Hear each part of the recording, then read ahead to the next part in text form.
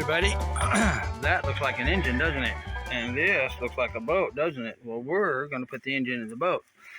But what we ran into was all this is additional bracing we put in when the engine was out. Well, the valve cover is hitting here, so we got to notch this. See that little shape there? We have to notch that out so that the valve cover here doesn't hit. And then my throttle spring arm here needs to go out more to make that spring tight. So it needs to go out like that.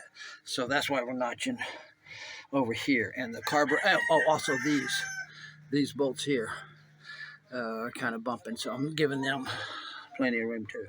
So I got a chisel right here and a hammer right there. And I'm gonna go to town and notch those two out. After we're done there, we'll have to epoxy and paint them and everything so that everything is sealed and, you know, watertight, waterproof, whatever. So we will go to chiseling and we'll be back with more from my Paradise. I've been tying out, and we're putting the engine in to configure the exhaust. The other thing we're going to have to do too, because there was like a space between here, and we put a piece of wood in here, but see that little lip right there? Because the engine needs to angle down towards that propeller shaft tube. It needs to be aligned, and if it's off a little bit, that's not good.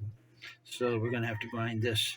I've got like a Dremel, like a giant one, like big as this, that we're gonna use and a carbide bit, and we'll clean all this up, and then we'll re-epoxy it and paint it again, and make sure that's all nice and watertight and sealed. So anyway,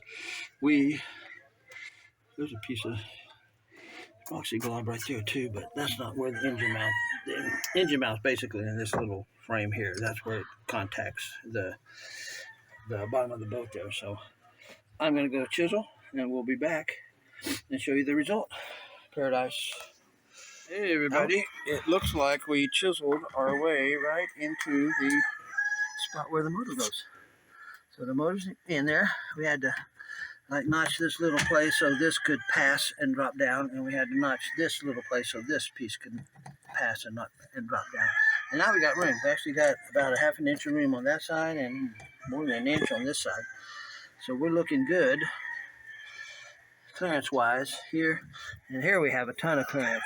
But the reason this motor's off center is because the piston and the cylinder is going sideways instead of straight up and down. My diesel goes straight up and down, but this is a Honda GX390 copy, kind of a clone, made in China, of course, by a reputable company. Sumo Rato is one of the top people that make racing engines in the Philippines, and they're the reliable ones, Sumo Rato. So you can remember that name, and all the top racers run these.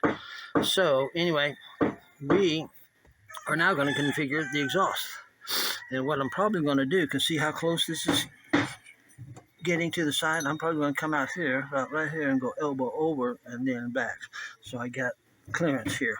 But let me jump out of the boat, because I am in the boat, and I'm going to jump over the side and get down on the ground where I can be more in line with what we're doing. That orange PVC is the 1 inch that we're going to use to mock up, and there's some more orange PVC, and we got a bunch of couplings and stuff too. So we're going to glue it all into shape and lengths and everything of the